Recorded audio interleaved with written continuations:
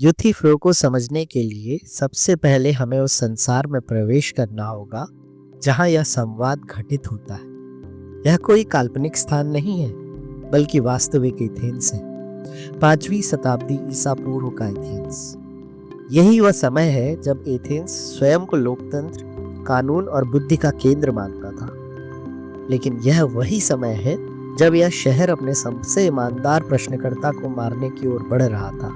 इस संवाद की पृष्ठभूमि किंग आर्कॉन का दरबार है। यह स्थान केवल एक सरकारी इमारत नहीं था, यह एथेंस की धार्मिक और नैतिक सत्ता का केंद्र था।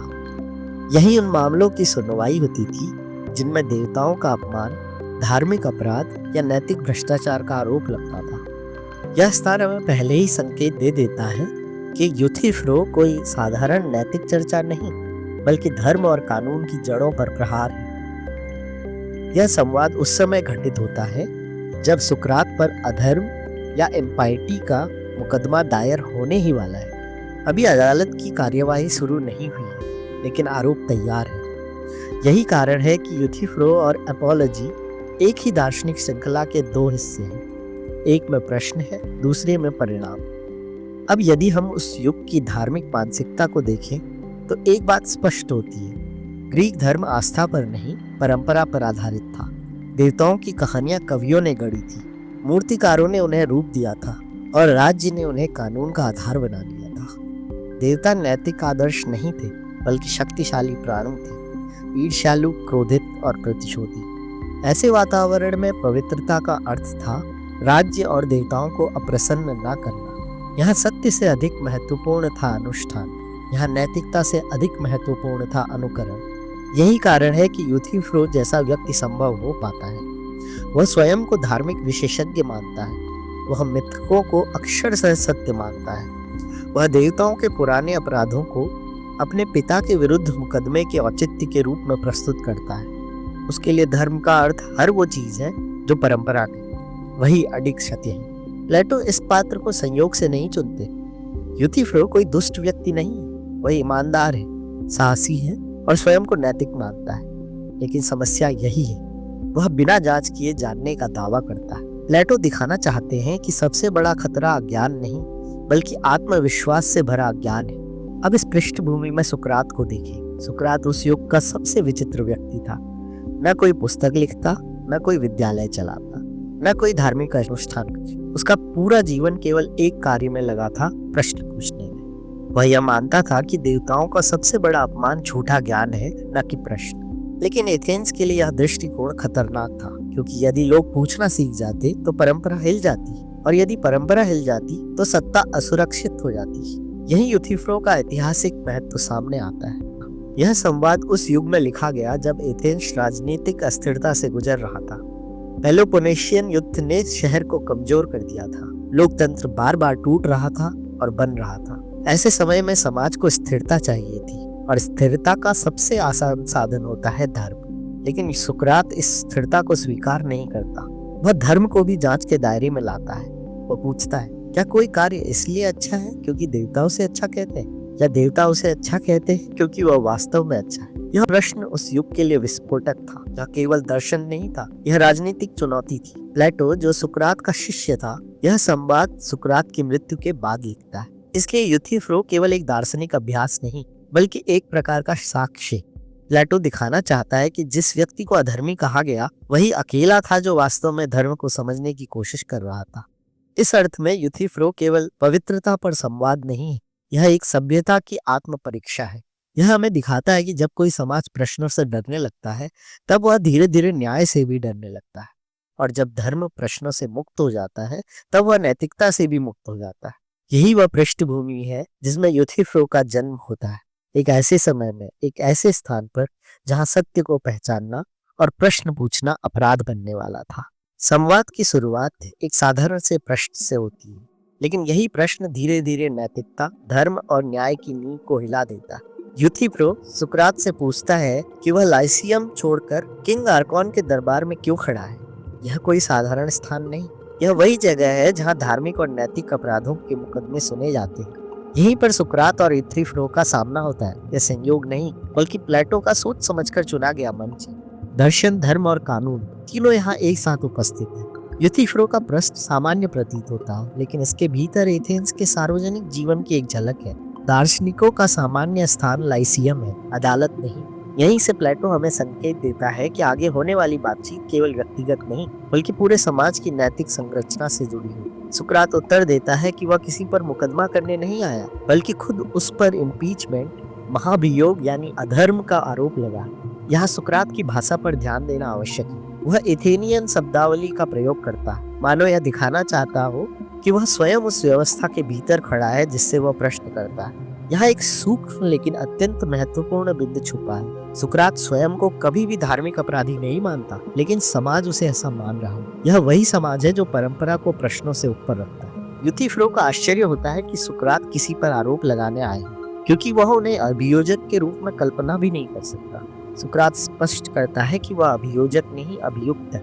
यह क्षण अत्यंत दार्शनिक है। सुकरात स्वयं को उस व्यवस्था के कटघरे में खड़ा दिखाता है जिसे वह जीवन भर नैतिक प्रश्नों से चुनौती देता रहा। जब यूथिफ्रो पूछता है कि आरोप लगाने वाला कौन है, सुकरात एक युवा व्यक्ति मेलेटस का वर्णन करता है।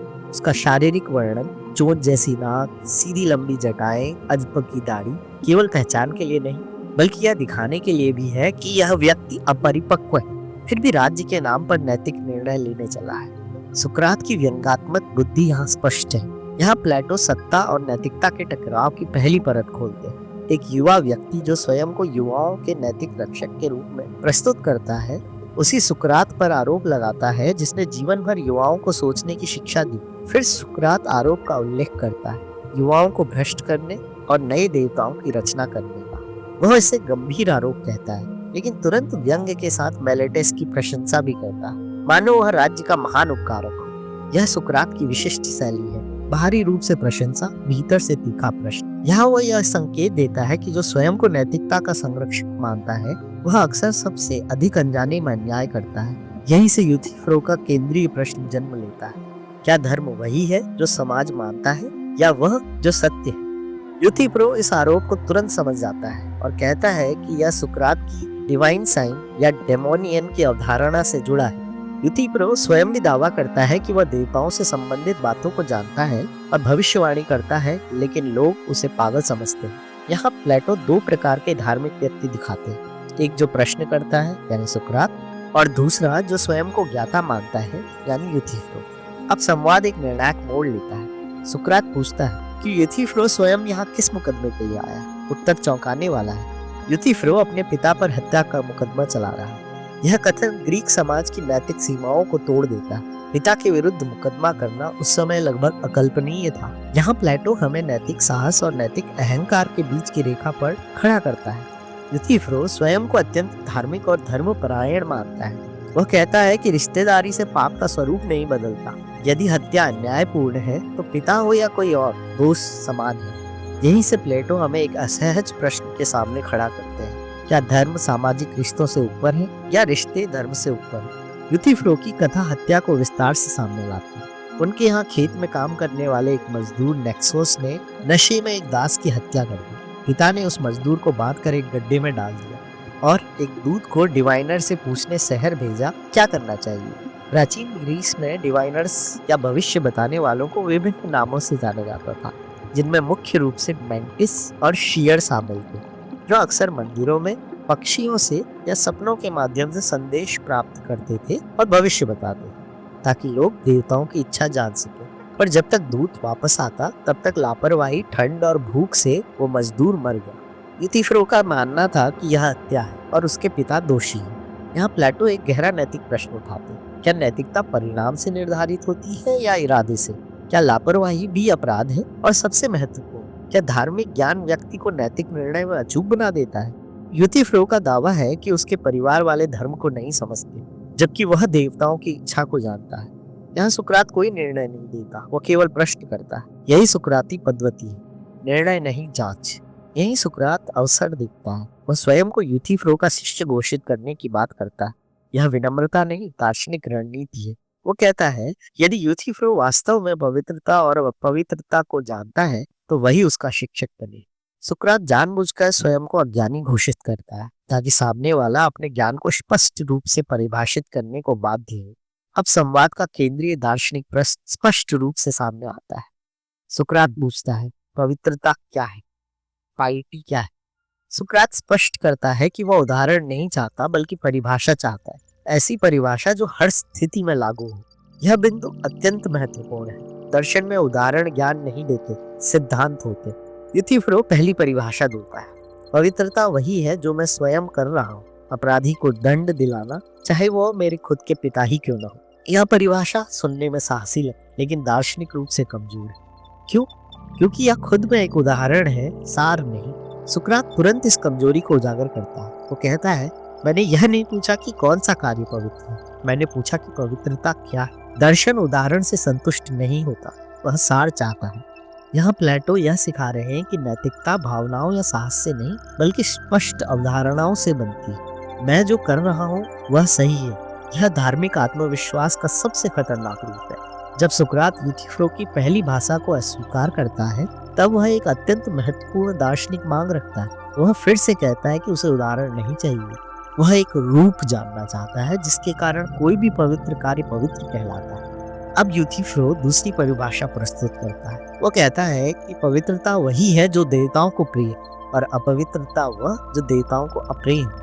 पहली दृष्टि में यह परिभाषा बहुत मजबूत लगती है, क्योंकि धर्म को सामान्यतः देवताओं की इच्छा से जोड़ा जाता है। लेकिन सुकरात का कार्य किसी परिभाषा को स्वीकार करना नहीं बल्कि उसे जांचता है। सुकरात तुरंत एक साधारण लेकिन घातक प्रश्न उठाता है। वह याद दिलाता है कि स्वयं यूथिफ्रो ने स्वीकार किया है कि देवताओं के बीच मतभेद होते हैं। जो एक को प्रिय है वह दूसरे को अप्रिय हो सकता है। यहाँ प्लेटो यूनानी मिथिकों का प्रयोग करते हैं। ज्यूस, क्रोनोस, यूरेनस ये आपस में झगड़ते हैं, असहमत होते हैं और अच्छे बुरे न्याय अन्याय पर अलग अलग राय रखते हैं। अब यदि देवताओं में मतभेद है तो कोई भी कार्य किसी देवता को प्रिय और किसी अन्य को अप्रिय हो सकता है। यानी अगर नैतिकता केवल देवताओं की इच्छा पर आधारित हो तो वह अस्थिर हो जाती है। यहाँ सुकरात एक निर्णायक निष्कर्ष की ओर बढ़ता है। यदि कोई कार्य कुछ देवताओं को प्रिय और कुछ को अप्रिय है तो वही कार्य एक साथ पवित्र भी होगा और अपवित्र भी।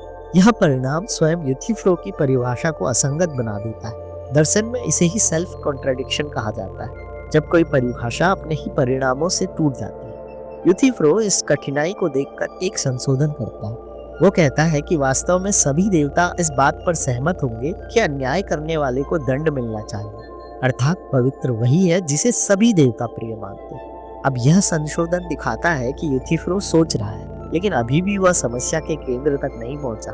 सुकरात अब यहाँ वह प्रश्न उठाता है जिसने दर्शन के इतिहास को बदल दिया। सुकरात पूछता है, क्या कोई कार्य इसलिए पवित्र है क्योंकि देवता उसे प्रिय मानते हैं, या देवता उसे प्रिय मानते हैं क्योंकि वह पहले से ही पवित्र है? यह प्रश्न साधारण भाषा में लगता है, लेकिन इसके भीतर नैतिकता की पूरी संरचना छिपी है। सुकरात इसे स्पष्ट करने के लिए उदाहरण देता है। किसी वस्तु का देखा जाना उस बात पर निर्भर करता है कि कोई उसे देख रहा है, लेकिन उसकी दृश्यता देखे जाने से पैदा नहीं होती। इसी तरह किसी वस्तु का प्यार किया जाना उस वस्तु के होने से पहले नहीं बल्कि बाद में आता है। अब इस तर्क को पवित्रता पर लागू किया जाता है। यदि कोई कार्य पवित्र इसलिए है क्योंकि देवता उसे प्रिय मानते हैं, तो पवित्रता केवल देवताओं की इच्छा का परिणाम बन जाती है। इसका अर्थ यह कि यदि देवता चाहे तो कोई भी अन्याय भी पवित्र बन सकता है। दूसरी ओर यदि देवता किसी कार्य को इसलिए प्रिय मानते हैं क्योंकि वो पहले से ही पवित्र है, तो पवित्रता देवताओं से स्वतंत्र एक नैतिक मानदंड बन जाती है। यहीं पर जन्म लेता है यूथिफ्रो का डिलेमा।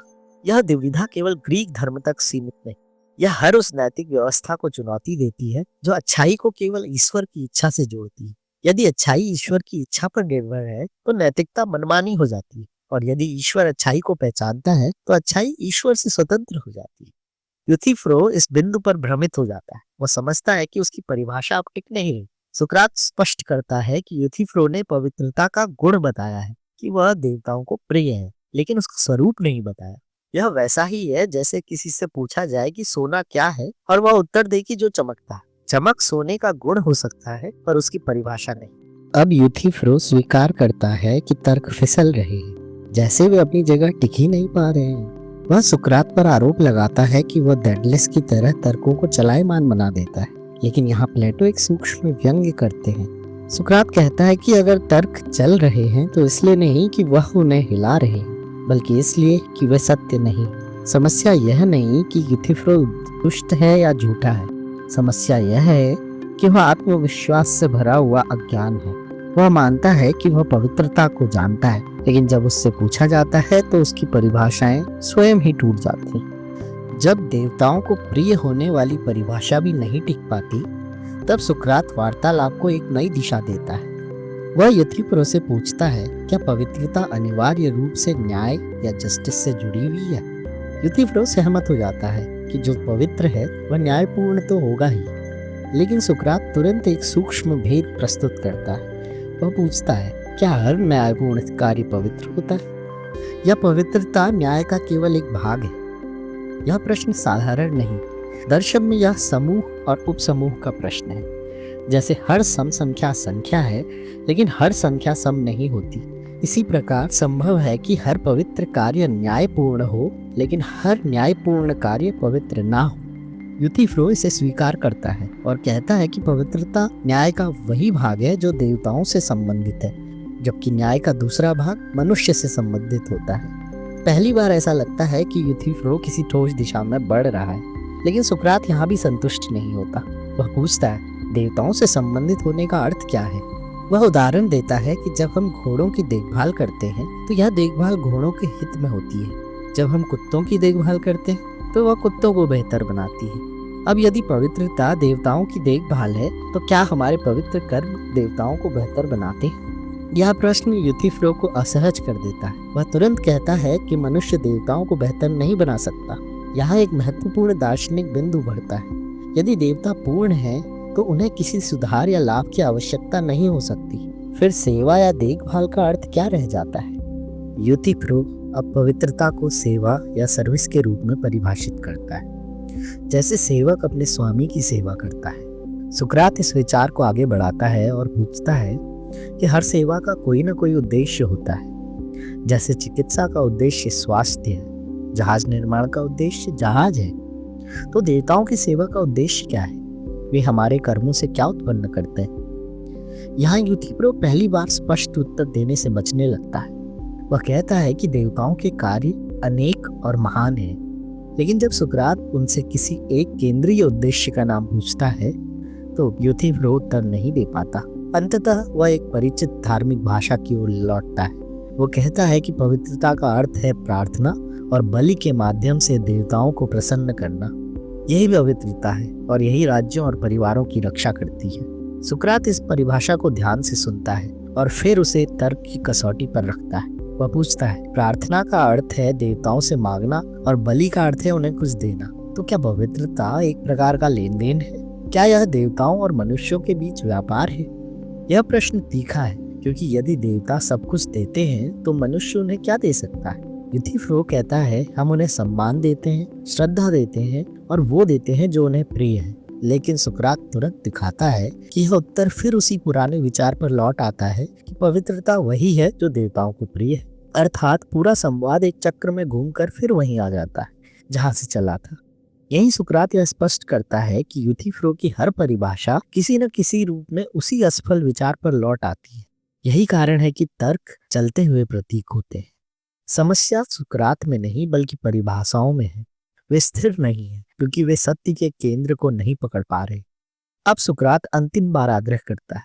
वह कहता है कि यदि यूथिफ्रो वास्तव में पवित्रता को जानता है तो उसे उत्तर देना ही होगा, क्योंकि यदि वह नहीं जानता तो उसे अपने पिता पर मुकदमा चलाकर देवताओं के सामने बहुत बड़ा जोखिम उठाया।